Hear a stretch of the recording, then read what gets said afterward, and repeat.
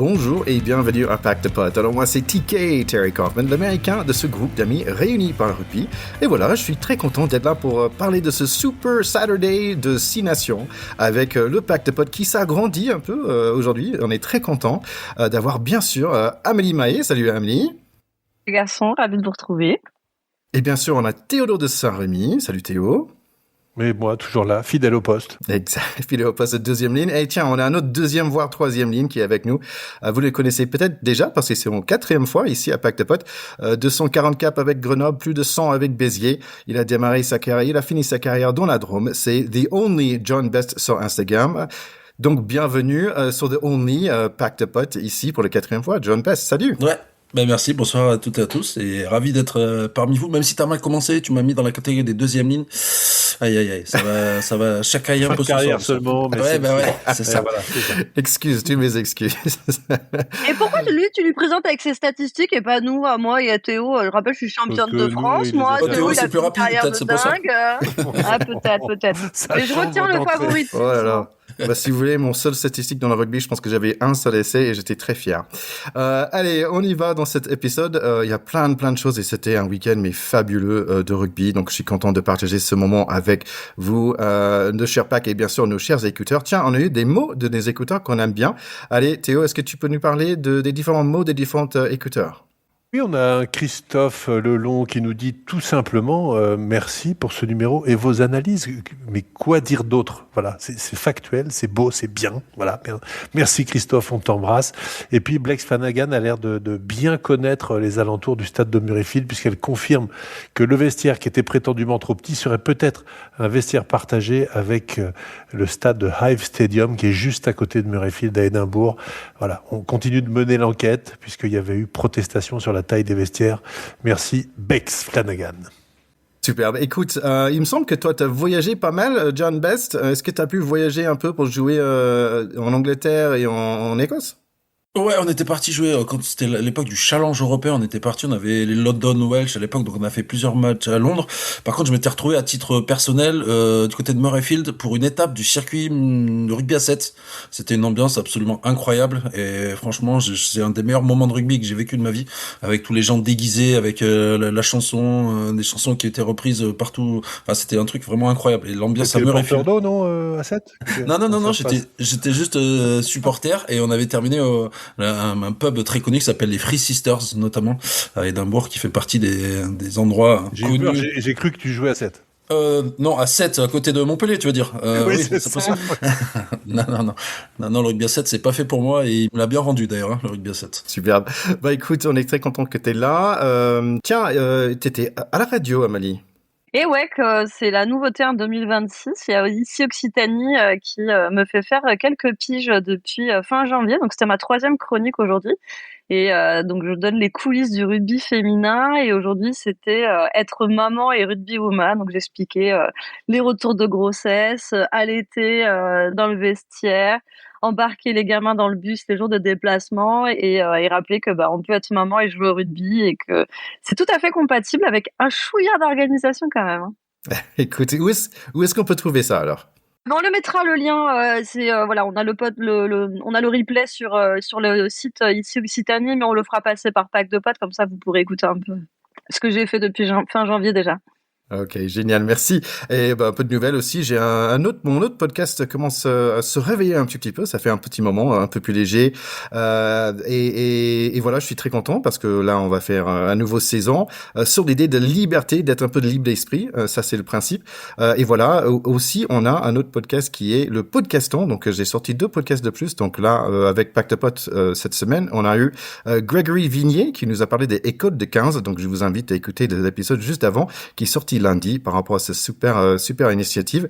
Il nous a tout bien expliqué. Voilà, je propose que on y va dans ce week-end de rugby de Super Saturday. On y va les gars. C'est parti. Let's go. premier match du week-end, c'est Irlande-Écosse. Les Écossais, on les connaît bien, car ils nous ont battus la semaine dernière. Irlande, les avants sont connus aussi, c'est Conan, Byrne, Furlong, Doris, mais les arrières un peu moins. Il y a Balocon, Mikowski, Osborne et Tommy O'Brien. Et tiens, il y a Crowley en 10. Ce match va démarrer de manière assez rapide. À 5 minutes, le 15 Osborne, il va profiter plein centre. Réponse rapide par Deschardins. 19 phases quand même et Darcy Graham dans le coin. Et puis, Sheenan, le talonneur, échappe du molle et marque son essai à lui. McCluskey avec un long passe pour le 14 Irish Balokun. Trop rapide pour Darcy Graham dans le coin. 19-7 à 19 minutes. Quelques erreurs au pied de Finn Russell, normalement tellement précis. Les Irish gagnent le côté physique de ce match, Taj Furlong qui pèse sur les impacts et Écosse un peu fatigué sur le pied arrière, je trouve. Sheenan, le talonneur d'Irlande, me semble un peu partout, à Viva Stadium et en champ, et ça fait 2 fois que Écosse est repoussé dans le 22 Irish sans des points. Kinghorn suit un ballon perdu avec un compte potentiel, mais dommage, ça marche pas. Les bras chez les Écossais sont littéralement baissés, je trouve. Par contre, les Irish ont le sourire, et ça se voit dans leur jeu. On finit le premier mi-temps à 19-7 et le deuxième mi-temps commence avec, comme par hasard, les Écossais qui vont perdre le ballon jusqu'à un moment où ils arrivent dans le 22 des Irish. Les Irlandais sont forts dans les rocks. Darcy Graham, il slalom. Tupelutu, il est solide. Les Bleus foncés sont à des 5 mètres. Et oui, Finn Russell, il va le mettre, cet essai et la transformation aussi. On a un vrai match 19-14. Au moins, on voit un peu d'énergie chez les Chardons. Mais est-ce que les Irish vont faire comme la semaine dernière contre les Pays de Galles, et ça veut dire marquer rapidement derrière? Bah oui, Gibson Park, il est partout, il organise la réponse, et voilà, c'est immédiate, 26-14. Stein trouve un peu d'espace, Darcy Graham avec des appuis, les Écossais sont de nouveau dans le 22, et oui, Rory Darge, le 7, dans mon but, vraiment des très jolis petits passes pour débloquer cet essai. 26-21 à 61 minutes. Le prochain essai va prendre un peu de temps pour ouvrir la brèche. Pour Tommy O'Brien, les Irish ajoutent un penalty important aussi. 36-21, 15 points d'écart avec 10 minutes à jouer. C'est difficile avec les grosses défenses d'Irlande et même un essai de plus pour O'Brien. 43-21, victoire pour Irlande et le Triple Crown aussi. Tiens, on va laisser l'invité démarrer. Qu'est-ce que tu as pensé de ce match, John? J'avoue que j'étais un peu déçu des Écossais avec ce qu'ils nous avaient proposé la semaine d'avant, un jeu léché, un jeu particulièrement pertinent notamment, et je pensais que ça allait être à peu près la même copie, puisque effectivement la première séquence où ils marquent là, qui dure plus de 15 phases de jeu, je me suis dit on va retrouver les Écossais de la semaine dernière, et je pense que c'est un peu le problème avec ces nations-là, c'est qu'ils sont incapables de reproduire des grosses performances de semaine en semaine, et malheureusement ils l'ont fait contre nous la semaine dernière, et ils ont pas été capables de rééditer, alors qu'il y avait quand même un enjeu. Je pense que ça fait quelques années que les Écossais n'avaient pas gagné le tournoi et malheureusement ils sont un peu effondrés. Alors ils ont aussi un petit peu une fine Russell dépendance et on sait que quand Russell passe un peu au travers aussi parfois dans les choix, ça a aussi une incidence sur la performance de son équipe. Voilà, moi j'avais trouvé notamment ils avaient une troisième hyper performance contre la France. J'ai trouvé qu'ils s'étaient fait manger notamment dans le jeu au sol. On sait que c'est le cheval de bataille des Irlandais, mais voilà, un peu déçu surtout parce qu'il y avait quand même un enjeu pour eux. Mais ça reflète un peu l'équipe d'Écosse depuis quelques années qui est capable parfois de sortir des matchs incroyables et de s'écrouler la semaine d'après pour une question, je pense, d'effectif aussi, quoi. Ils avaient plus beaucoup d'essence dans le moteur.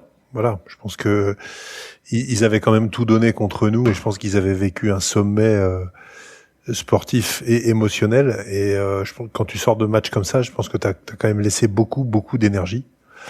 À mon sens. Et puis ils avaient en face une équipe d'Irlande quand même dans un grand jour. Côté efficacité, si tu veux, les essais des Irlandais, ça a quand même été beaucoup plus clinique que ceux des Écossais qui ont dû s'employer à faire 15 temps de jeu pour marquer. Ça s'est vu quand même assez rapidement et même si le match était disputé, les Irlandais ont fait quand même la course en tête tout le temps. On n'a jamais vraiment douté, j'ai trouvé moi, même si à un moment ils reviennent à -5, t'as l'impression que les Irlandais peuvent accélérer.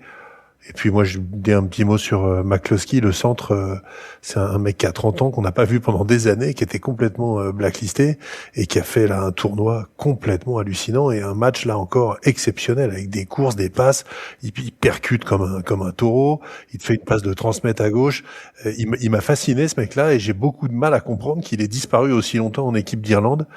Je trouve que c'est un joueur absolument épatant.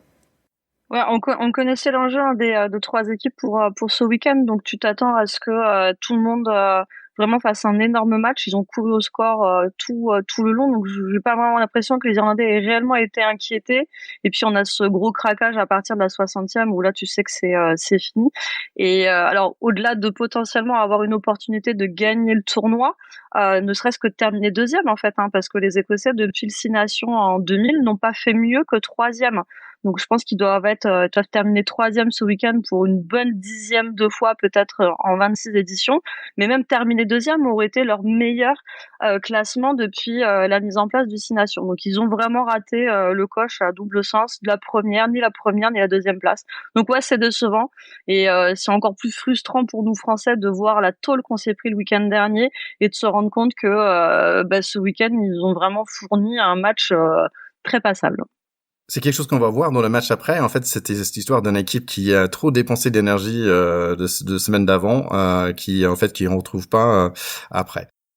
Allez, on y va pour Pays de Galles contre l'Italie. Le match, on va dire, avec l'hymne peut-être le plus dur à chanter. C'est l'hymne de Pays de Galles, je trouve, contre un des plus sympas, c'est l'Italie. Après 5 matchs, on connaît très bien les Italiens avec leurs arrières qui jouent dans le top 14, Ione, Garbici, Brex, Manancello, et leurs avants qui n'ont pas de tout peur des anglo-saxons. On a vu ça la semaine dernière, Lamarello, les frères Canonnet et des super premières lignes. Pour Pays de Galles, c'est les deuxième et troisième lignes qui ont eu 20 plaquages en moyenne la semaine dernière contre Irlande. Mann, Jenkins, Bartham, Wainwright. En arrière, il y a le Williams en 9, Adams le 11, mis en L, et Grease Lightning, Rhys Zamet en 15, où il n'a pas beaucoup brillé, il faut dire, cette année. Le match, il va démarrer. Notre pilier français adoptif, Carré, avec quelques jolies charges. Mi trouve de l'espace. Lamaro avec un grattage et un course de ouf de Manancello, mais ça n'a fini pas. Le premier point, par contre, c'est pour les rouges. Wainwright qui est lancé comme un fusée. Il casse 2 plaquages, il marque 7-0. Brex avec des super plaquages aussi. Le ballon est gratté, le 9 italien, il est vif, mais opportunité loupée. Quand il passe à l'attaque, ça ne passe pas côté extérieur pour eux. Les Gallois, eux, par contre, va marquer le doublé de Wainwright, qui a bien fait son travail de 8. 14-0 à 26 minutes, les Dragons se montrent dangereux pour la première fois depuis longtemps. Ils sont déjà sur la ligne de 5 mètres et Cocotte et le talonneur Dewey Lake, ils plongent 21-0 pour le mi-temps. Et tenons ce match quand même. Zamet est là, Carré avec un super plaquage grattage.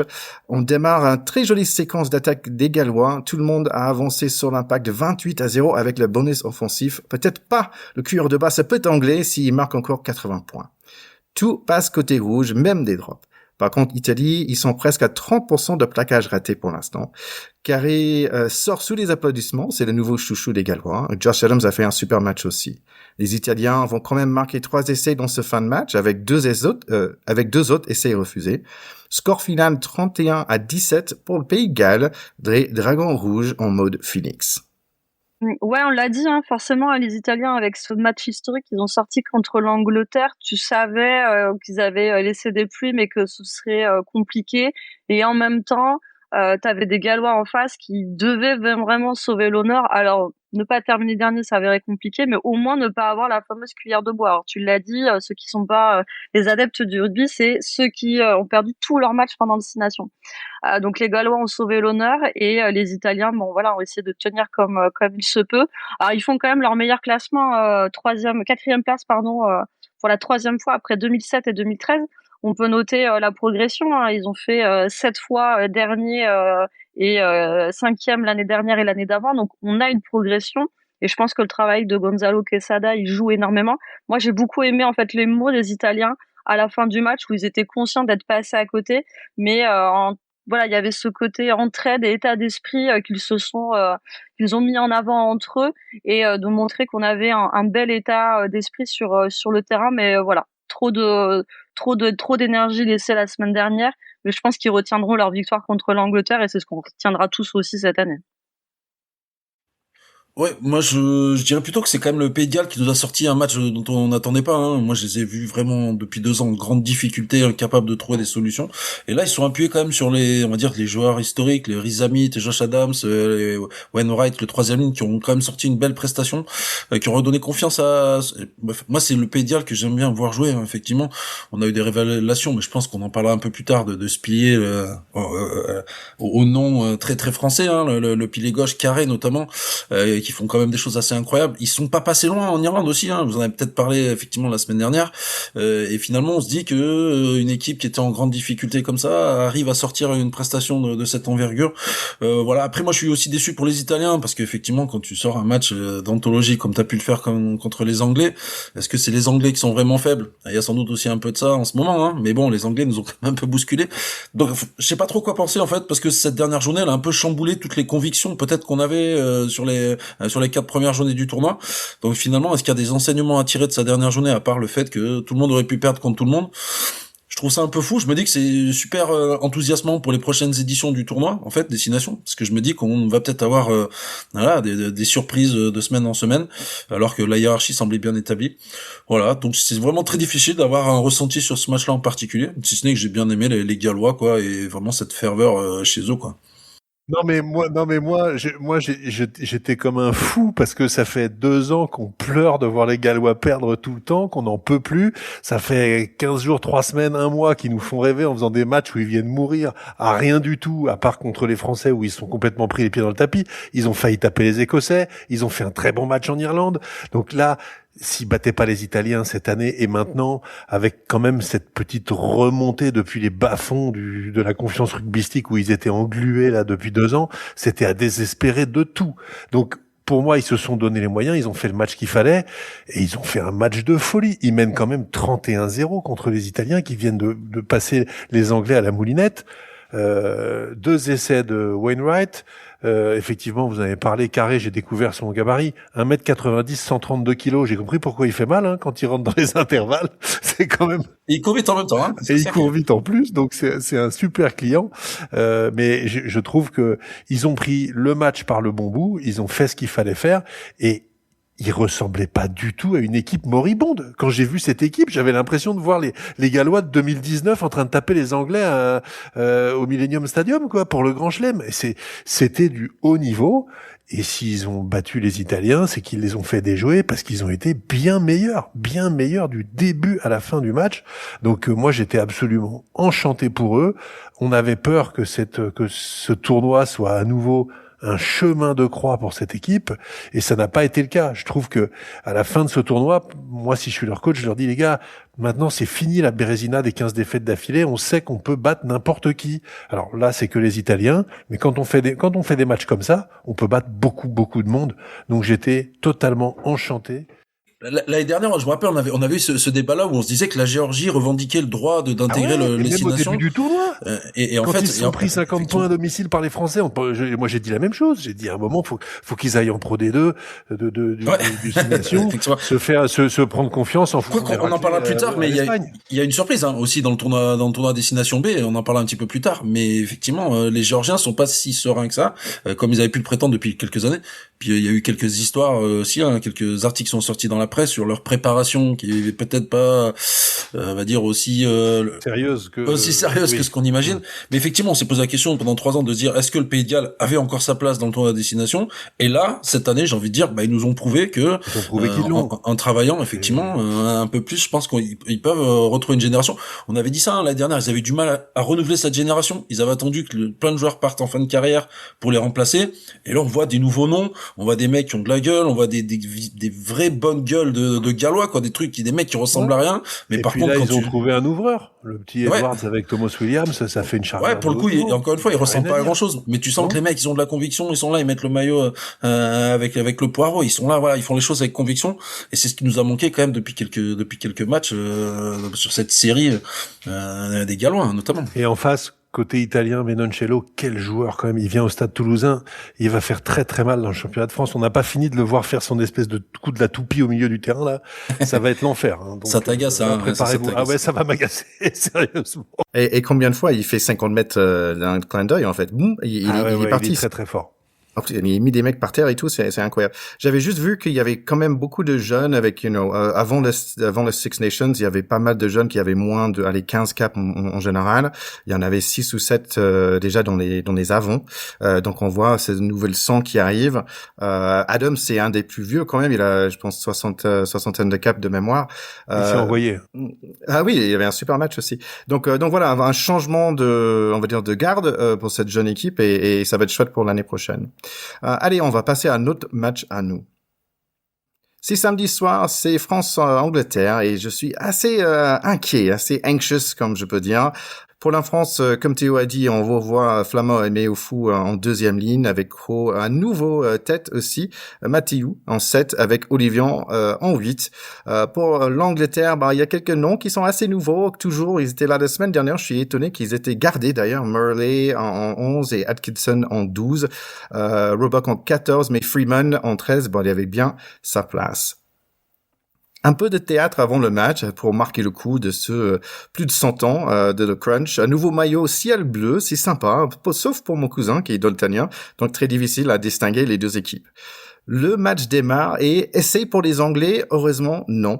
On arrache le ballon et Ramos avec un petit coup de pied pour LBB, ça ne marche pas la première fois. L'arbitre se retrouve plaqué et voilà, le Ramos LBB connection va fonctionner la deuxième fois. C'est magnifique, 7-0 pour nous. Les Anglais en attaque et boum, Meoufou sort Itoge, ça m'a rempli de joie. Mais la réponse des Anglais est immédiate, Roebuck qui marque dans le coin 7-5. Et voilà, un autre essai pour LBB, Jalibert cette fois avec le coup de pied. L'attaque des Anglais est de retour et dangereux aussi, mais passage à vide pour eux, et ensuite un passage à vide pour nous. Et voilà l'essai le plus moche de tournoi pour England, coup de pied par le 9 Spencer dans l'embut, c'est aplati, 14-10. Et puis, jolie attaque française qui finit dans l'embut, mais pas d'essai. On a quand même mis un pénalité, 17-10. Les Anglais nous poussent par une touche molle. Est-ce que ça va finir en essai? Et oui, 17-17 à 27 minutes. C'est chaud quand même. Freeman, il cavale, on perd un mêlée et essaye des avants des Anglais. Logique parce qu'ils ont bien poussé devant. Finn Smith fait une transformation à la drop. 17-24 et on est mal là. Et ils ajoutent 3 points de plus. 27 pour eux, 17 pour nous. Dernière opportunité avant le mi-temps, mais on ne prenne pas les points. Le pilier anglais Genghis Khan nous donne un cadeau. Carton jaune contre lui et essai de pénalité. Le mi-temps arrive, 24 pour nous, 27 pour eux. Ce match tient à toutes ses promesses. Le moins qu'on puisse dire, c'est que c'est miraculeux de tourner à 27-24. Hein. On peut remercier Elin Genge qui fait une faute quand même extrêmement grossière près de sa ligne et je pense que l'essai de pénalité est tout à fait mérité. Mais Dieu qu'il fait du bien parce que tourner à -3 après le démarrage qu'on a fait, mais la séance qu'on a pris de rentre dedans par les Anglais pendant tout le reste de la mi-temps, c'était quand même inespéré. C'était effrayant. Ouais, c'était effrayant. C'était effrayant. Ouais. Donc moi, je me disais, mais j'étais pas du tout sûr de moi. Honnêtement, je me disais, mais qu'est-ce qui se passe? On se fait percer, mais transpercer, mais à droite, à gauche, au milieu. C'était complètement flippant sur le plan de la perméabilité défensive. C'est improbable. Alors, heureusement, effectivement, on arrive par à-coup à marquer aussi. On en reparlera en conclusion. Est-ce que ça suffit pour être champion du monde, tout ça? C'est une vraie question. Moi, je suis d'accord avec toi. Le tournant, on parle parfois du money time qui fait basculer les matchs. Là, on a beaucoup parlé de la pénalité de Ramos, mais le money time, pour moi, il se joue bien avant. C'est-à-dire que ce carton jaune, effectivement, c'est ce qui fait la différence. Parce que si tu tournes à -10 à la mi-temps, je pense que tu gagnes jamais ce match-là. Et en fait, je reviens effectivement sur ce carton jaune sur Genge. Je crois que c'est Mathieu qui fait exactement la même faute quelques minutes avant. Et en fait, comme les Anglais vont marquer, l'arbitre met pas le carton jaune. Et j'ai l'impression quand même que c'est l'arbitre involontairement qui fait tourner ce match-là un peu en notre faveur et qui nous remet dans cette dimension-là. Parce qu'effectivement, on est d'accord, il y a la faute de Genge, il y a cette pénalité, mais il y a exactement la même erreur qui est faite. Je crois que c'est par Mathieu juste avant. Et effectivement, comme tu l'as dit, on s'est fait massacré. J'ai rarement vu un pack français ces dernières années se faire secouer autant, comme ça a été le cas des Anglais qui étaient quand même plutôt moribonds depuis plusieurs semaines, quoi. Et moi, je suis très inquiet. On en parlera effectivement tout à l'heure, mais parce que là, l'objectif c'est 2027 et ce que nous ont proposé les Anglais, c'est ce que nous proposeront les Sudaf, qui pour moi sont tête de liste numéro 1 pour l'Empire, puisqu'ils ont des 3/4 qui vont aussi vite que les nôtres. Effectivement, là on a réussi à faire la différence sur la vitesse de nos 3/4, mais si on se fait massacrer comme ça devant, ça risque d'être compliqué. Et j'ai trouvé qu'on a manqué de densité malgré le retour de Meafou. Et ça, c'est assez inquiétant pour moi dans la dimension du pack français, sur la première mi-temps en tout cas, de s'être fait secouer de cette façon, effectivement. Démarrage de deuxième mi-temps, un bel essai d'équipe. Charles Olivon en tourne à 22, il est plaqué à la 5 mètres. Dupont avec un passe pour LBB pour son 3e essai déjà dans la soirée, 31-27. On gagne à mêlée, on avance, mais Itoge, il stoppe tout ça. Pas pour longtemps, on est déchaîné en attaque. Bon travail des avants, le prochain essai c'est pour Atisobé, toute seule dans le coin, super passe de Dupont encore. 38-27 à 49 minutes. C'est bon, on va gagner là. Et bam, douche froide par Chesum avec une interception clinique. Pas mal pour un 2e, 3e ligne. Et en plus, ça a refroidi le full à Stade de France. Ramos, c'est un valeur sûr au pied, c'est bien. Finn Smith, un peu moins. Il a déjà raté 3 coups de pied. Là, c'est 38-32 pour nous. Pollock, il entre et il est sifflé. Marcus Smith, il entre aussi. Et après 18 phases, c'est lui qui va marquer l'essai et il tape la transformation 38-39. Les Anglais prennent le lead. Itoge encore décisive. Transversale pour Freeman. On réussit à gratter. Si j'ai pas dit avant, Charles Olivon, il est partout. Ben Earl, il chasse un ballon. Ramos nous sauve un essai et ça finit dans les mains de Dupont. Petit coup de pied à suivre, un incroyable essai à nouveau pour LBB. Il est où le carton jaune pour plaquage sans ballon? 45-39. Mais c'est pas fini. On est encore pénalisé, on mêlée, on fait des pénalités, on prend un quart. Et c'est maintenant le match, il ne reste que 5 minutes. Cunningham South, il fait des dégâts. Freeman va le mettre cet essai, 45-46 pour les English. Il y a quelques minutes qui restent. Il y a tellement de choses qui se passent dans ces dernières minutes. Alors ça arrive à finir avec un pénalité. Tout le match ce soir, ça va décider avec le pied de Thomas Ramos. Et voilà, il a pas arrêté de la soirée. Ça passe tout droit. 48-46, un match historique. On a fait le doublé et c'est juste magique. Que dire effectivement, si ce n'est que c'est quand même une victoire un peu miraculeuse. Et si on met les choses bout à bout, c'est les points ratés, notamment par le buteur anglais, c'est ce carton jaune dont on a parlé qui fait basculer le match, c'est un Thomas Ramos en pleine confiance qui met la pénalité de la gagne, c'est des retournements de situation des Anglais qu'on retourne au dernier moment dans l'embut. Voilà, les choses ont basculé comme ça et franchement, je suis pas serein. J'ai l'impression que ce match en Écosse nous a quand même fait cogiter beaucoup dans la semaine. Il nous a fait perdre un peu confiance en ce qu'on était capable de faire. Et en fait, si je résume grossièrement, hein, l'équipe de France, c'est Louis Bielbiarré et Ramos. Voilà, grosso modo, on s'est fait secouer devant, on s'est fait un peu bouger. Derrière, j'ai eu l'impression que Barassi a encore fait un peu les mêmes erreurs que la semaine dernière sur quelques plaquages ratés. Donc je suis quand même un peu inquiet parce que effectivement, on termine le premier, on gagne ce tournoi, mais la mission dont parle Fabien Galtier depuis quelques années, c'est quand même d'être champion du monde. Et je suis prêt à le signer là maintenant. On sera pas champion du monde en 2027 si on joue de cette façon-là. Voilà, je suis presque prêt à parier à tout ce que j'ai à parier, c'est-à-dire 10 centimes quand même. Mais c'est dingue parce que tu sors de là avec une façon un peu négative de voir les choses. Moi, je suis pas forcément de même avis. Théo, tu vois ça comment? Moi, il y a vraiment deux approches. Il y a l'approche du spectateur et du fan de l'équipe de France dans son canapé avec des copains. Et moi, j'étais avec des enfants chez des copains où il y avait une ambiance de feu parce que c'est un match qui te prend à la gorge dès le début et où le fil est tendu jusqu'à la fin. Ça ne s'arrête jamais. Il n'y a pas de temps mort. Un coup à toi, un coup à moi. Tu passes devant, t'es repassé. Donc, il y a une dramatique. C'est un match de NBA de très haut niveau, quoi. Ouais, c'est complètement dingue. C'est tout le temps en train de changer. Et tu as ce phénomène incroyable qu'offre le rugby, comme je l'ai déjà dit plusieurs fois, cette capacité de gagner quand tu es mené sans avoir à égaliser. C'est-à-dire que tu peux, from behind, comme disent les Américains, gagner sur un coup du sort. Et ça, c'est le 3 points de Steph Curry. Et c'est pour ça que tu vois des stades entiers se lever, avoir des émotions absolument incroyables. Et je pense que ce match-là, d'un point de vue émotionnel, c'est quand même un sommet. Et c'est aussi pour ça qu'on regarde le rugby. C'est-à-dire que là, t'es pas connaisseur, t'es pas fan de rugby, tu tombes devant un match comme ça, tu te dis mais c'est dément ce sport, c'est dément. C'est-à-dire qu'on a passé une soirée mais mémorable et le match il est passé en 1 minute 30 quoi.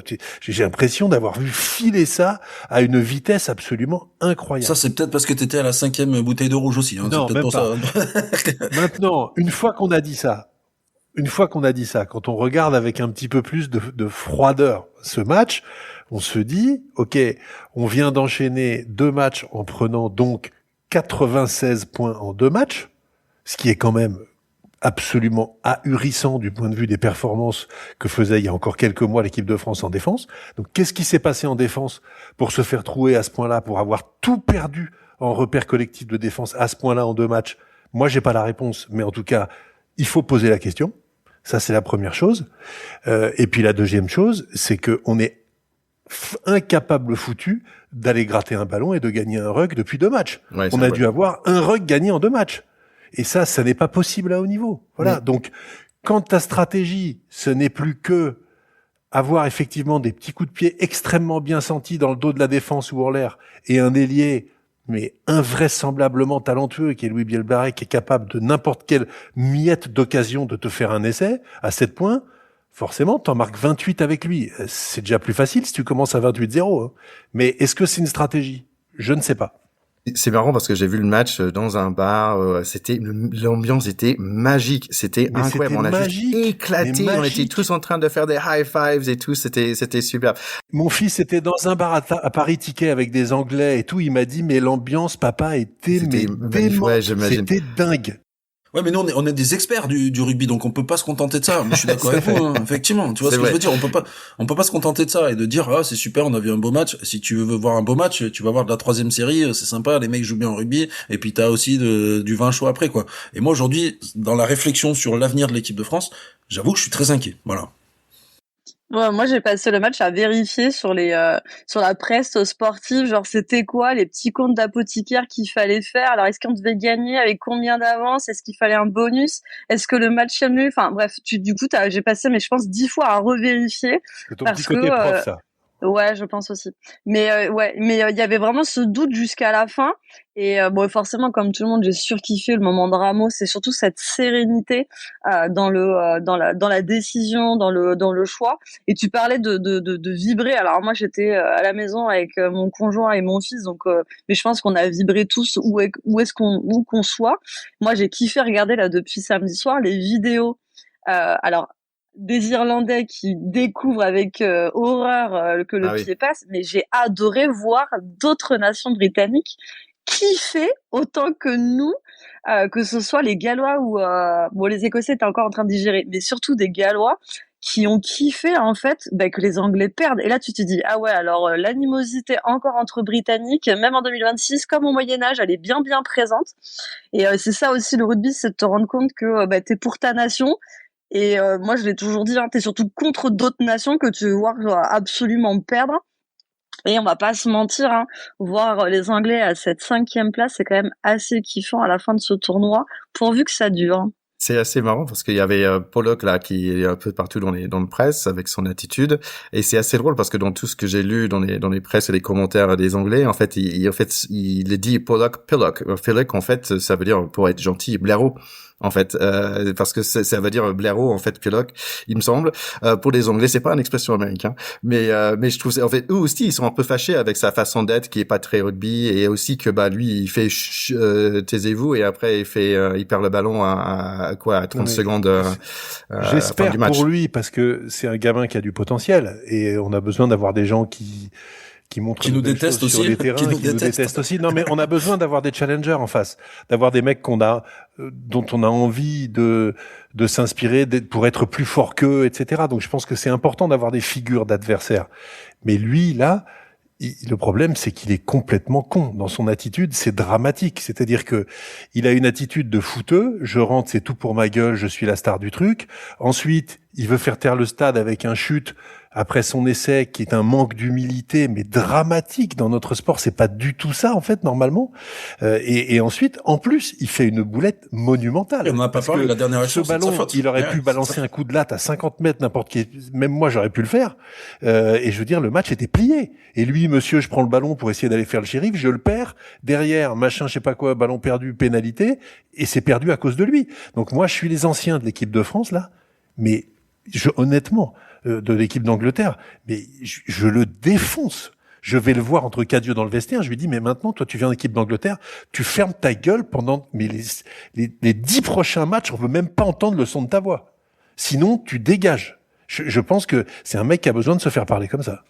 Je pense qu'on va boucler sur le match. Après, on va parler de nos bleus. Juste dernière chose, je comprends pas pour l'Angleterre que Marcus Smith est sur le banc quand même, parce que chaque fois qu'on le voit, il entre, il fait un truc. Finn Smith, c'était forcément pas son match. Il y avait toujours l'année dernière, je me souviens, c'était Finn Smith et la meilleure défense que Marcus Smith.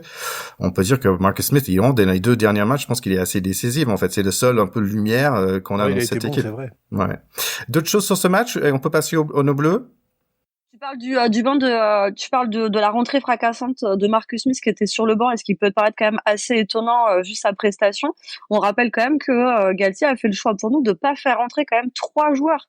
On a Oradou, Serin et Gaëton qui ont dû un peu ronger leurs freins sur le banc. Alors, je trouve ça terrible en fait comme choix de coach de faire subir en fait ce moment. Alors je comprends que le score il est serré, mais les mecs ils ont largement prouvé depuis plusieurs sélections en équipe de France qu'ils sont capables en fait d'apporter ce petit truc en plus. Et quand tu t'es pris autant de points et que t'as laissé autant d'énergie à essayer de mettre des barricades pour pas t'encaisser autant d'essais et en vain, je trouve quand même dommage de pas laisser à ces mecs-là ne serait-ce que 2 minutes d'un temps de jeu pour kiffer ce moment. Donc ça, c'est un peu mon coup de gueule. J'ai toujours du mal avec le fait de pas faire rentrer des joueurs. C'est déjà super dur quand toi, tu le vis en tant que joueur ou joueuse. Mais là, à ce niveau-là, ça me semble quand même très inapproprié et complètement démesuré. Quand c'est aussi serré, Amélie, mais pour Serein, c'est difficile. Hein. Il l'a perdu, Serein. Là, il a perdu complètement Serein. Serein, il joue 3 minutes en moyenne par match. C'est pas possible. Déjà que il l'a blacklisté pendant quelques temps. Serein, il est perdu pour l'équipe de France. Et je trouve ça lamentable parce que les matchs qu'il peut faire avec Toulon, voilà. Et je trouve que c'est un manque de respect quand même de Galtier. J'espère qu'on en parlera un peu plus tard de Galtier parce que je ne le supporte plus en peinture. J'ai qu'une hâte. J'ai vu sur la réseau que t'avais mis des petits mots. Alors, avant de parler de Galtier, on va parler de nos bleus. Est-ce qu'on peut faire un petit point? On va dire les plus, les moins. Qui a bien performé en fait dans ce 6 nations? Qui a gagné des points? Moi, le grand gagnant de ce tournoi, c'est Mathieu Jalibert, incontestablement, qui fait quand même un tournoi exceptionnel à l'ouverture. Il a toujours été en concurrence avec Romain Ntamak et c'est pas facile d'être en concurrence avec un grand joueur. Je pense que Romain Ntamak était quand même un petit peu le chouchou de tous les sélectionneurs et en particulier de Fabien Galtier, pour de très bonnes raisons, parce que c'est un joueur de grand talent, mais qu'on avait un petit peu l'impression que Mathieu Jalibert était sa doublure et qu'il était là pour rentrer, faire des braquages le dernier quart d'heure parce qu'il a les cannes et je sais pas quoi. Là, il a quand même montré qu'il pouvait vraiment être le patron de l'attaque. Il subit une vilaine interception là de Chessom qui était lui dans un grand jour. Je sais pas ce qu'il avait mangé lui, mais il était phénoménal. J'ai pas vu un match comme ça. Non, mais de tout le tournoi. Enfin, il fait le match du tournoi pour un avant. C'est monstrueux la performance qu'il fait. Et puis après, il y a les certitudes autour, notamment pour moi de Meafou Flamand quand même en deuxième ligne et de Thomas Ramos à l'arrière. Le reste et LBB qui est un astronef. Allez, Amélie. Alors Jalibert, de toute façon, on l'avait dit dès le premier match que ça allait potentiellement être une révélation, le fait de plus avoir cette pression avec Ntamak. LBB, c'est incontestable désormais. On est combien? 28 essais en 27 matchs.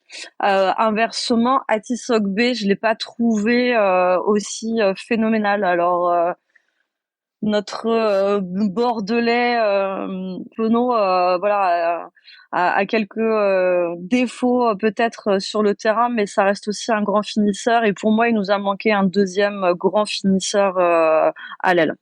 Et puis Guillard a été monstrueux sur beaucoup de matchs et peut-être qu'il aurait fallu le faire rentrer plus tôt pendant ce match pour il rentre à la mi-temps là quand même, il rentre de bonne. Ouais, mais oui. Mais... Bon, à la mi-temps, je te rappelle qu'on a 24-27, donc. Oui. Allez, John. Moi, les inquiétudes, c'est plutôt au poste de pilier droit où je trouve qu'on n'a pas la solution et c'est très inquiétant compte tenu de la mêlée, même si on sait que beaucoup de nations se battent aujourd'hui pour qu'il n'y ait plus de mêlée dans le rugby. Je suis très déçu, moi, sur les côtés négatifs du tournoi d'Antoine Dupont. Quand même, on attend tellement de ce joueur-là que quand il fait des matchs normaux, j'ai envie de dire, on est déçu. Et puis après, j'ai trouvé que notre troisième ligne, notamment sur les 2 derniers matchs, avait perdu beaucoup en rendement, notamment qu'on avait été mangé à la fois par la troisième ligne de l'Écosse et par la troisième ligne anglaise. Pourtant des joueurs qui sont installés, en qui Galtier a une totale confiance. Tiens, je me dis quand même, le petit Grégory Aldrit, il mériterait quand même de revenir nous mettre un peu de densité. On n'a pas de numéro 8 aujourd'hui, de numéro 8 performant comme il faudrait qu'on en ait. Et je crois que c'est ce qui nous manque dans le pack aujourd'hui. Voilà. Je dirais comme Théo par rapport à la deuxième ligne, je suis d'accord. Pour moi aussi, je suis pilier, donc Gros, mais superbe. En fait, quand un gars comme ça, il fait 10 plaquages en 50 minutes, c'est comme de faire 20 plaquages pour un troisième ligne, on va dire. C'est immense parce qu'en plus il y a le mêlée à faire. Donc pour moi, Gros, immense et carrément, on va parler du 15 du tournoi après. Pour moi, il est là. Un peu surpris pour notre centre. En fait, en général, on a démarré le 6 nations avec des centres un peu partout. disait ouais c'est génial, ce fameux jeune FBB et tout qui s'est blessé malheureusement. Moefana dans les 2 derniers matchs, je pense qu'il a loupé quoi 8, 9, 10 peut-être plaquages loupés en 2 matchs, c'est quand même beaucoup. Hein. Donc un peu de dommage qu'on n'avait pas forcément en stabilité qu'on avait en fait. J'ai réécouté notre épisode John de la dernière fois que tu es venu et on disait bah c'est lui presque le joueur de la France en fait de la dernière Six Nations. Donc en fait il y a quelque chose qui se passe là. Donc voilà, et je suis tout à fait d'accord avec toi, John, par rapport à la stabilité en troisième ligne. Je voulais juste ajouter un truc par rapport à ce que disait Amélie. Pour moi, c'est complètement incompréhensible que Fabien Penaud ait disparu, comme si ce mec ne faisait plus partie des joueurs sélectionnables. Alors, je ne sais pas pourquoi. Est-ce qu'il a piqué le goûter de Galtier au dernier rassemblement ou est-ce que Mais comment c'est possible que ce joueur, avec tout ce qu'il nous a montré sur les dernières années, qu'il ait eu besoin de le piquer pour lui dire ta place n'est pas garantie, mais qu'il revienne pas montrer le bout de son nez en équipe de France pendant ce tournoi, alors que comme tu le dis très justement, Atis Ogbe, il est bon, mais il joue dans le même registre que Louis Bielbarré en moins bien. Donc la différence avec Fabien Penaud, c'est que Fabien Penaud, il fait 95 kilos, il peut rentrer dans les intervalles et il peut lui aussi prendre des espaces, mais il fait beaucoup plus mal physiquement à ses adversaires. Donc pour moi, c'est incompréhensible que ce joueur ait disparu. Je ne vois rien dans la presse sur le sujet. C'est comme si c'était une formalité, comme si on l'avait effacé du tableau. Je trouve ça dingue, parce que moi j'adore ce joueur qui fait partie de ceux qui sont capables de créer, un peu comme lui Bielbarré, des situations de rien du tout. Et je n'accepte absolument pas qu'il ait disparu. Je ne me l'explique pas. Il a dit Damien. Fabien, il a dit, mais c'est pas grave. Allez, Fabien. Ouais. N'importe quoi, c'est Damien. Bah, peut-être que ton voisin il s'appelle Fabien Penaud. Non, hein, non, pas, mais c'est Damien, Fabien, Damien, Fabien. Là, ça m'a fait découpiller. John, je sais que tu vois plus. Donc, ouais, John, je sais que j'avais vu un de tes posts par rapport à notre coach. Et écoute, on a gagné 2 fois le Six Nations, c'est quand même pas mal, non? Qu'est-ce qui te fait remonter en fait? La première chose, c'est quand tu regardes son interview d'avant-match à la télévision et cette espèce d'air hautain qu'il a pris pour répondre à la journaliste qui lui pose la question en disant c'est un match important et lui il dit oh non, tous les matchs sont importants.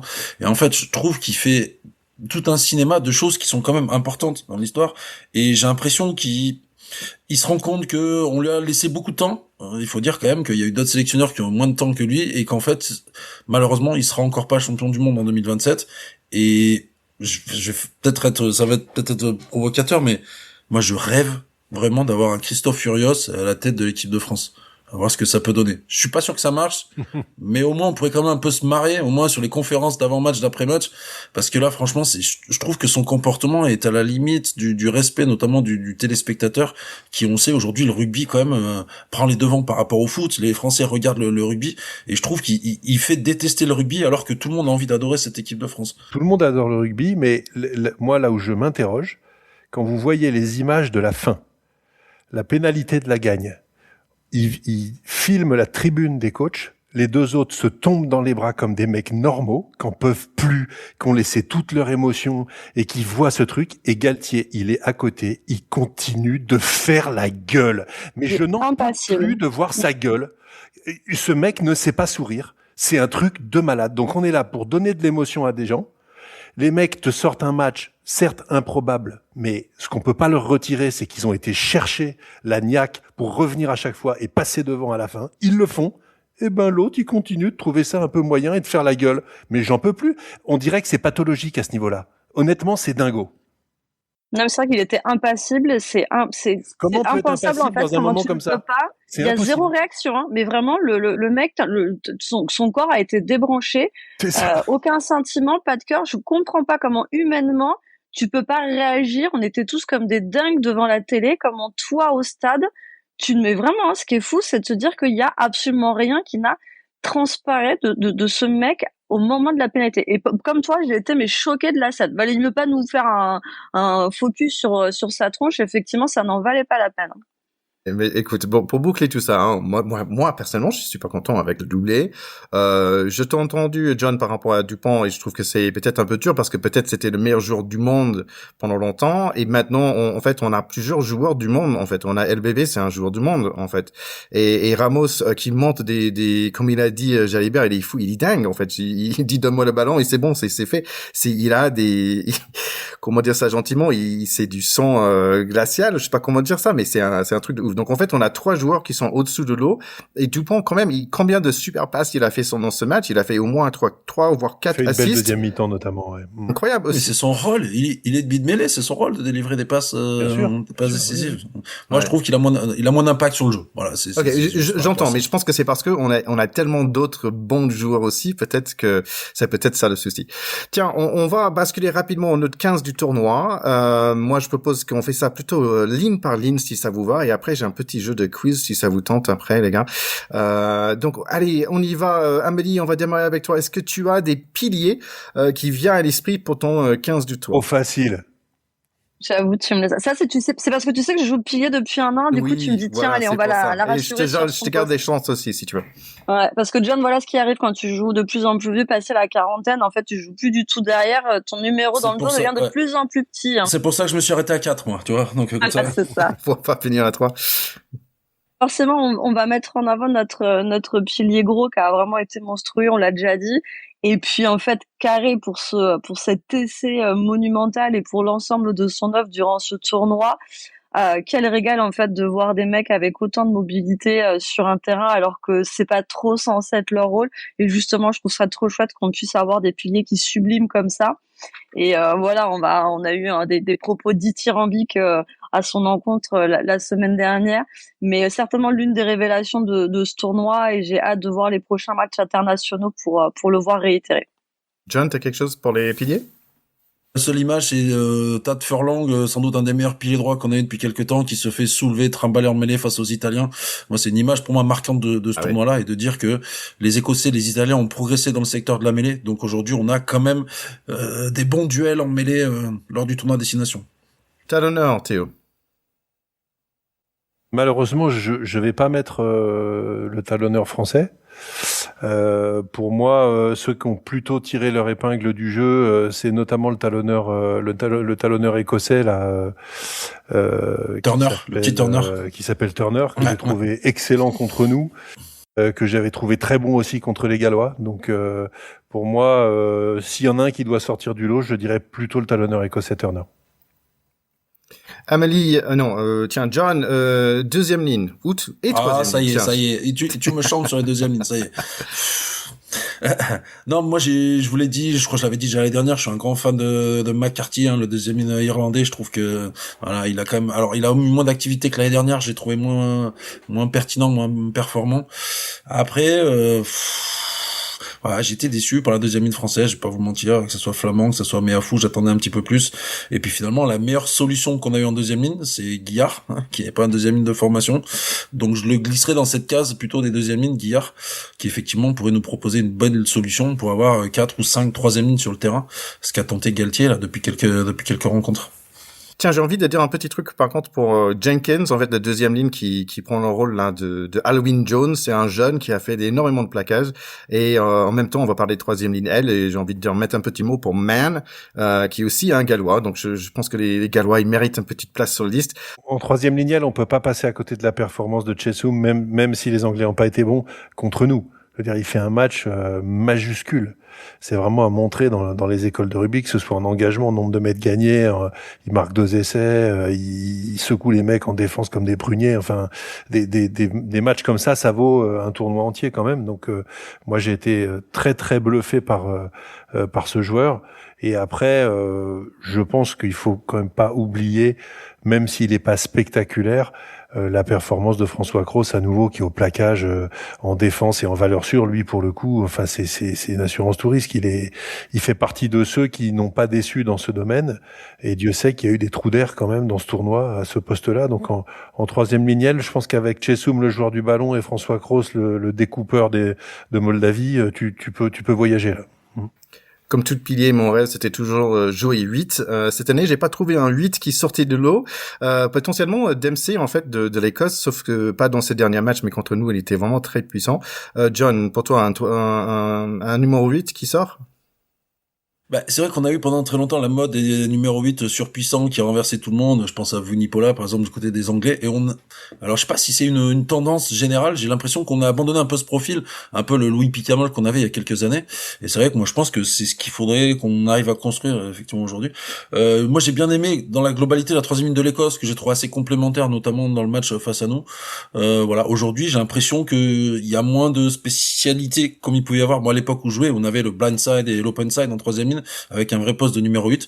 Aujourd'hui, j'ai l'impression qu'on balade un peu les joueurs, numéro 6, numéro 7, numéro 8. Ouais. Donc, il y a plus ce poste spécifique de numéro 8, qui était quand même un poste à part entière. Et j'aimerais bien qu'on retrouve des vrais numéro 8, là, qui font 130 kilos, comme les Koyama Ibolé qu'on avait pu avoir du côté de Brive à un moment donné. Et aujourd'hui, on n'a plus ce genre de profil. Donc, allez, formez un peu dans les clubs français, dans les clubs en Irlande, au Pays de Galles, formez-moi des vrais numéro 8 à l'ancienne, là, comme on a envie de retrouver sur les terrains de rugby.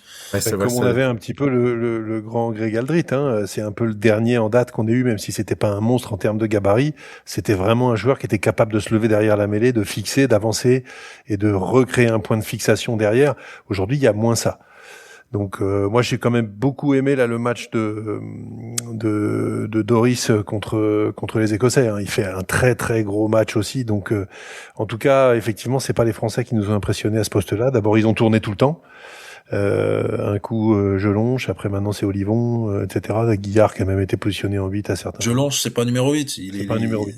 Il lui manque des mains pour jouer numéro 8. Ouais. Donc au 9, pour moi, il y avait soit Dupont ou Gibson Park. Pour vous, vous pensez quoi? Si tu m'avais posé la question au début du tournoi sur qui serait le meilleur 9, alors la chauvine que je suis, la toulousaine que je suis, aurait misé sur notre ministre de l'Intérieur, Dupont. Mais ouais, en fait, on a tellement été habitués à ce qu'il soit un ovni sur les terrains que il y a ce côté déception et des prestations en dessous. Donc forcément, je vais te proposer Jamison Gibson Park, qui pour moi a été l'un des grands artisans de la victoire contre les Anglais, qui a fêté sa 50e cap durant le tournoi et qui a été vraiment hors norme sur ce tournoi. Donc je mise plutôt sur l'Irlandais. Sinon, il y a Finn Russell en 10 ou Jalibert. Je trouve un Français qui mérite sa place aussi. John? Non, moi j'ai bien aimé le tournoi de Nick White aussi, que j'ai trouvé plutôt pertinent avec l'Écosse. Après, au poste de numéro 10, effectivement, il faut quand même mettre Jalibert, mais je trouve qu'on a eu pas mal de numéro 10, à part les Anglais qui ont un peu du mal à se trouver. J'ai l'impression un numéro 10 titulaire qui leur fasse la maille. J'ai trouvé aussi le numéro 10 irlandais dont j'ai mangé le nom, qui a fait le premier match contre nous, qui a été absolument catastrophique. Il nous faut aussi un grand numéro 10. Moi, je te cache pas qu'à partir du moment où il y a 2 numéros sur un maillot de rugby, ça m'intéresse plus, parce que c'est plus mon rugby. Donc, démerdez-vous avec ça. On est lié. On est obligé de mettre Jalibert quand même en 10 du tournoi. Je pense que même si Finn Smith est un joueur fantasque et fantastique, il faut donner le titre à celui qui a gagné le tournoi. C'est comme le Ballon d'Or. Il faut avoir gagné la Ligue des Champions. Théo, comme t'es rapide comme moi, on sait que LBB c'est un des alliés. C'est qui l'autre? Ouais, c'est pas Atisok B en tout cas. Moi, je pense que Stein contre nous, l'ailier écossais, a fait quand même un match totalement hors du commun. C'est un joueur qui nous avait fait rêver il y a quelques années, qui a montré des capacités à se surpasser dans des grands moments. Donc rien que pour le match qu'ils ont fait à Twickenham et je crois qu'il marque 2 ou 3 essais. Je mets Stein une pièce pour lui. Et j'ai mis un petit mot pour Darcy Graham aussi. Amani, je t'avais dit que je te garde les centres. Tu m'avais pas dit où tu dis ça. Non, laisse les centres aux garçons, ils sont plus calés sur l'analyse internationale. Vas-y, John. Ouais, non, on a parlé effectivement le centre italien, la Menoncello, qui a quand même fait un tournoi absolument fantastique. Moi, j'ai trouvé aussi les centres écossais. Moi, je suis un grand fan de Hugh Jones, même si c'est vrai qu'on l'a un peu moins vu, mais je suis fan de ce garçon-là parce qu'il a une sorte de fluidité. C'est un garçon qui est quand même assez classe quand il joue.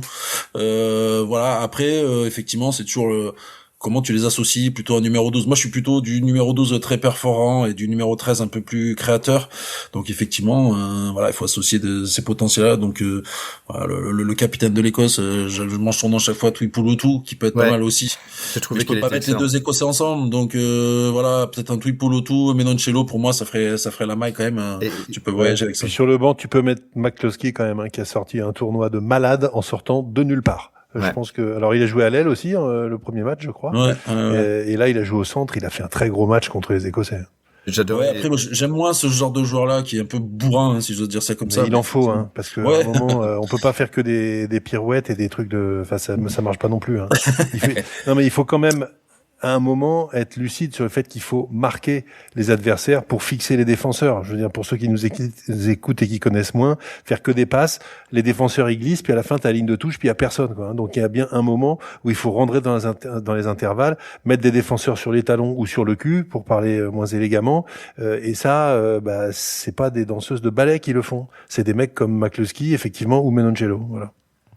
Moi, je mettrais, franchement, Tuipulotu en tant que capitaine de tournoi, c'est lui. J'adorais sa façon de parler avec son équipe, qui était vraiment à côté, qui était vraiment avec eux. Et pour moi, dans tous les capitaines qu'on a vus, il a vraiment mené un truc de plus.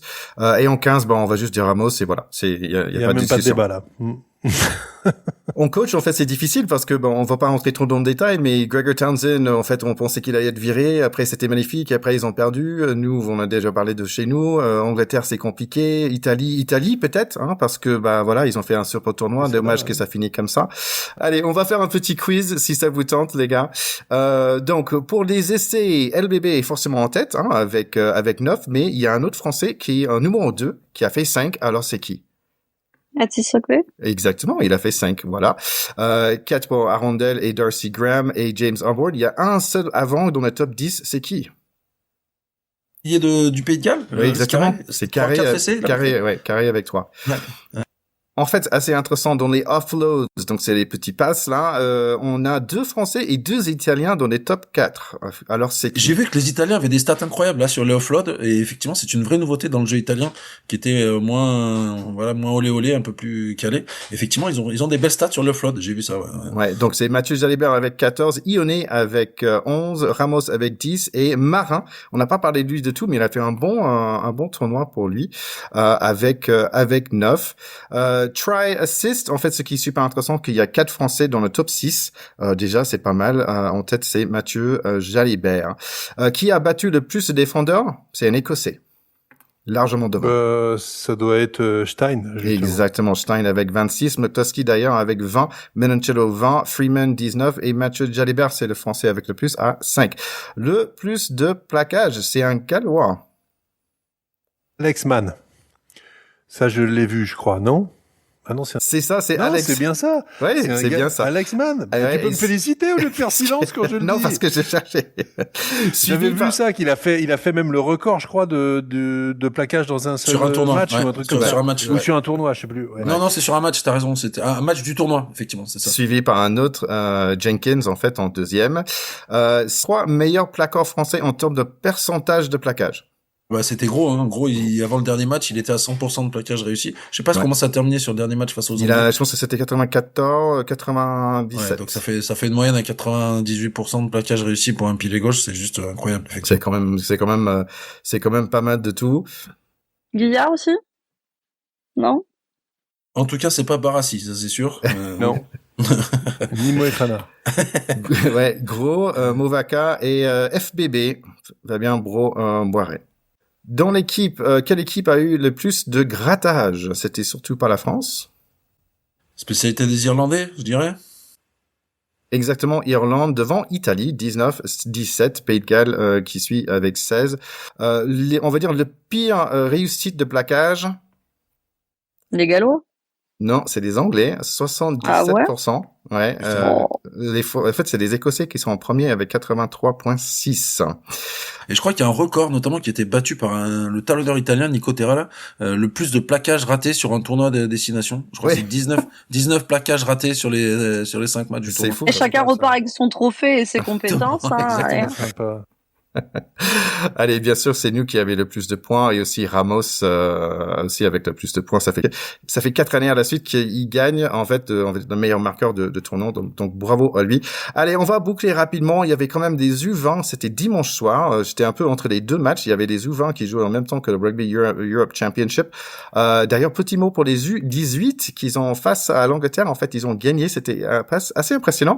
Ils perdaient 14-0 à 14 minutes. Et après, ils sont revenus 42-14 les U18 pour gagner 63-33. Donc voilà, on a un peu la relève. Donc on a gagné un crunch avec les grands, un crunch avec les U18 et les U20. J'ai vu juste la dernière partie du match, pas sûr si vous avez vu les gars, mais c'était assez magique. C'était même chose que notre match à nous. En fait, j'ai tenu ma respiration. C'était vraiment jusqu'à dernière seconde. On veut dire les Anglais vraiment dans la puissance, les Français avec le jeu. C'était magnifique et voilà, on a fini par gagner 31-28. Alors, l'enjeu était un chouïa différent puisqu'à la 25e, les mecs savaient qu'ils avaient gagné le tournoi parce qu'il leur manquait juste un point de bonus pour s'assurer de la victoire. La question de rester de savoir, c'est est-ce qu'ils allaient à faire le grand chelem. Donc c'était ça l'enjeu en fait de tout le match et ça n'a rien changé à l'envergure et à la prestation. Et ce que les mecs ont dit à la fin, c'est surtout l'engouement des supporters et ils ont révélé que même à l'étranger, en fait, il y avait énormément de supporters français qui les ont suivis. Et forcément, tu te doutes bien qu'il n'y a pas que les familles qui sont venues. Donc bravo aux supporters français d'avoir suivi les U20 parce que je suis persuadée que ce 24e homme toujours joue dans la balance. Donc bravo à nos Bleuets qui ont réussi ce grand chelem que nous n'avons pas réussi à obtenir cette année. Ouais, je pense qu'il y avait quand même de l'enjeu parce que ils savaient qu'ils avaient gagné le tournoi, mais ils avaient coché, eux, ils avaient la chance de pouvoir aller jouer le Grand Chelem, donc c'était quand même aussi ça leur objectif. Donc d'avoir été le chercher à la fin comme ça sur le gong quasiment, c'est une satisfaction extraordinaire, ouais. C'est top. Rugby Europe Championship, Netherlands qui ont bien battu l'Allemagne 76-7. Belgique qui a battu les Suisses 39-16. L'Espagne, pas trop de difficultés contre Roumanie qui ont marqué 4. Donc cela, je comprends pas. Et après, Portugal, même chose, dernière minute, ça finit. Je pense qu'il y a un essai dans les dernières 5 minutes. 19 contre Géorgie, 17. Ouais, je crois que c'était 8 titres consécutifs pour la Géorgie, si je dis pas de bêtises, et donc c'est une vraie nouveauté. Le Portugal qui nous avait déjà bien surpris à la Coupe du Monde, qui aura peut-être aussi une carte à jouer à la prochaine Coupe du Monde en Australie, et avec beaucoup de Frenchies, si j'ose dire comme ça, parce qu'il y a pas mal de joueurs qui jouent dans nos championnats, notamment en Pro D2. Je pense à Sam Marquez, le capitaine de Béziers notamment, qui leur fait énormément de bien. Et moi, très franchement, je serais pour l'ouverture du tournoi avec voilà le dernier du tournoi Destination qui descend et le premier du championnat B qui monte. Pour voir ce que ça peut donner, voilà, juste comme ça, 1 ou 2 années pour voir si vraiment le Portugal se ferait ou la Géorgie se ferait autant laminer que le Pays de Galles depuis 2 ans. Voilà. Je pense qu'il se ferait plus laminer que le Pays de Galles cette année. Oui, mais pas que l'année dernière, par exemple. Donc à voir. Moi, je dis à voir. Tu sais, j'aimerais bien, il y a un truc qu'on fait aux États-Unis, c'est le All-Star Game, tu vois, et j'aimerais bien avoir un All-Star Game des Rugby Europe, tu vois, avec des joueurs, georgiens qui jouent avec des Portugais, avec des Néerlandais, etc., pour aller jouer contre Pays de Galles ou quelque chose comme ça. Ça peut être assez chouette, ou même contre les Barbarians. Ça peut être assez chouette d'avoir un All-Star Game. À mon sens, ça peut être très cool. Alors, elle m'a dit, on va parler un peu de rugby féminin. Est-ce que tu as joué ce week-end? Oui, hier avec la Fédérale 2 et écoute, j'ai joué 8, alors ça m'a fait tellement de bien, moi, qu'on a collé comme pilier depuis 1 an, alors que c'est pas vraiment mon poste, mais du coup, ouais, j'ai retrouvé la 3e ligne et c'était vraiment trop chouette, et je suis allée jouer au pays d'Antoine Dupont à Castelnau-Magnoac. Alors un petit mot sur le clubhouse, qui est clairement à l'effigie d'Antoine Dupont. Il y a un immense tableau avec un portrait de lui qui a clairement au moins une bonne dizaine d'années et plein de photos de lui en match dans tous les clubs où il est passé, en équipe de France évidemment. Et ouais, j'ai trouvé ça mignon de voir en fait que en fait ce club vibre pour Antoine Dupont et de voir à quel point il est célébré. Donc ouais, c'était chouette d'aller jouer par chez lui et voilà, en petite défaite hier, mais j'étais contente de mon match et puis avoir joué 8 pendant tout le match, c'était assez kiffant. Donc coach, si tu m'entends, on valide le numéro 8 dans le dos. On valide. C'est le Graceland français. Alors sinon, il y avait un match important à Toulouse qui était sold out. Tout à fait, on en avait parlé la semaine dernière en disant que c'était le record qui était en jeu en collaboration avec la énorme entreprise ici qui est connue avec Airbus, qui avait lancé énormément d'invitations auprès de ses salariés. On annonçait un guichet fermé. Alors, ça n'a pas été guichet fermé, mais n'empêche que le record a été battu. Plus de 15 000 spectateurs pour un match d'élite 1. Et donc, c'est un record. Et forcément, les joueuses étaient déjà complètement dingues à l'idée de jouer ce match avant. Et on a ressenti dans les interviews toute l'émotion de jouer devant un Ernest Vallon aux 3/4 plein, hein, ce qui est déjà énorme en soi. Donc, bravo pour cette initiative et que ça se renouvelle. Et alors, ça s'est soldé par un 50-19, il me semble, pour le Toulousaine face au Grenoble qui n'ont rien pu faire. Et en référence à ce que je disais à la radio tout à l'heure sur les mamans qui jouent au rugby, vous pouvez voir sur les réseaux un très bel essai de Jennifer Cross, la femme de On s'en fiche de la femme de qui, Jennifer Cross, pilier du Stade Toulousain, qui a mis un très très bel essai. Donc Jenny, double mention de ma part aujourd'hui, mais amplement méritée. Pourquoi on s'en fiche de la femme de qui? J'ai pas compris. Parce que j'en ai ras-le-bol de voir dans la presse femme de ceci, cela. La dernière fois, c'était Léa Muri, titre de nos collègues de la Léèche du Dépêche. Non, Théo, on va se prendre la tête pour de vrai. Ouais, l'article de la Dépêche, c'était écrit « La femme de Jelonge fait un énorme match ». Une fois, il mentionne son nom, faut arrêter avec ça. Donc non, elle est née avec un prénom et un nom de famille, elle est joueuse, très bien, ça se limite à ça. C'est un élément de contexte, c'est marrant en plus d'avoir un homme et une femme qui jouent. Non, mais en fait, on sera pas d'accord. On sera pas d'accord sur ce sujet. Tu es un homme, je suis une femme, on sera pas d'accord. Elle a un nom et un prénom, elle est joueuse, on la présente. Si elle a fait un énorme match, Léa Muri a fait un énorme match. Oui. Elle a pas fait un énorme match après, parce qu'elle est femme de... C'est aussi, et en plus, c'est marrant, clin d'œil, c'est la femme de... C'était pas titré comme ça. C'était pas titré comme ça. Peut-être. Au moins, dans tous les cas, 15 000, ça fait beaucoup plus que les personnes qui m'ont vu jouer au foot américain, tourner les mains contre les Black Panthers, hein. Il faut dire, donc bravo à tous les spectateurs à Toulouse et cette équipe qui a gagné.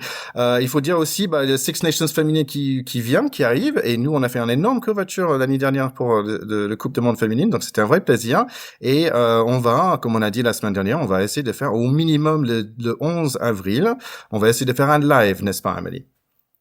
Ouais, alors d'ailleurs, c'est le 6 Nations de l'année dernière qui m'a fait débarquer auprès de vous, les garçons, avec cette invitation à commenter quelques journées, et puis on a débouché à commenter tous les matchs de l'équipe de France féminine pendant la Coupe du Monde, et on l'a dit, on était certainement un des rares sur les podcasts à le faire.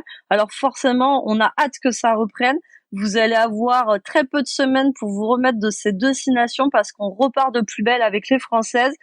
Et la question est toujours la même, hein. Vont-elles enfin battre les Anglaises dans ce dernier match de championnat au mois de mai? Mais on sera là pour commenter à chaque fois. Allez, c'est tout pour cet épisode. Bon, je vous remercie tout le monde d'être là. Merci John. Donc vous pouvez aller suivre John Best sur Instagram par exemple, et vous pouvez aussi aller acheter ses livres Rouge et Bleu ou Essaye. Il y a un autre livre qui sort bientôt, John. Tu travailles sur d'autres projets comme ça? Pour dire la vérité, j'en ai lancé plusieurs en même temps, mais aujourd'hui ce qui manque c'est du temps. J'avais écrit un livre notamment sur l'histoire du rugby, essayer de raconter un peu l'évolution des règles, parce que j'ai retrouvé dans des archives des documents qui datent du début du XXe siècle sur le club de rugby de Grenoble, avec notamment un carnet d'entraîneur qui date des années 50, où il avait pris toutes ses notes, notamment sur les matchs que jouaient les Grenoble à l'époque. C'était par exemple marqué 25 mêlées, 45 touches dans le match, des chiffres qui étaient assez hallucinants, et ça me permettait un peu de comparer le rugby d'hier et celui d'aujourd'hui. Mais il me manque du temps aujourd'hui, sauf si je gagne à l'euro-million, et dans ce cas-là, je passerai ma vie à écrire. Tu joues déjà? Est-ce que je joue à l'euro-million? Non, parce que donc tu ne peux pas gagner, voilà. Je pensais que ta question, je pensais que ta question c'était est-ce que tu joues, parce qu'effectivement on n'en a pas parlé, mais j'avais repris une licence cette année. J'ai fait ma 30e et dernière saison en Régional 2. Bon, je pense que c'était la saison de trop, hein, on va pas se mentir par rapport à ça, et c'était le moment d'arrêter. Voilà. Écoute, ça fait toujours un gros plaisir de te voir ici à Pacte Pot. Donc voilà, on va faire un petit pause jusqu'à la 6 Nations. Il y a j'aurais peut-être l'opportunité d'aller à Nevers. On va voir, au moins, je vous dis, tout le monde, il y a un super truc le samedi, par rapport avec Alert Commotion qui est déjà passé plusieurs fois sur l'émission. Donc je vous invite, si vous êtes à côté de Nevers, d'aller d'aller au stade. Ça parle bien sûr des commotions. Et peut-être je serai là, ça va être chouette. Et voilà, donc en tout cas, à très bientôt tout le monde et bon rugby. Allez, ciao. Ciao tout le monde, à bientôt. Ciao, ciao.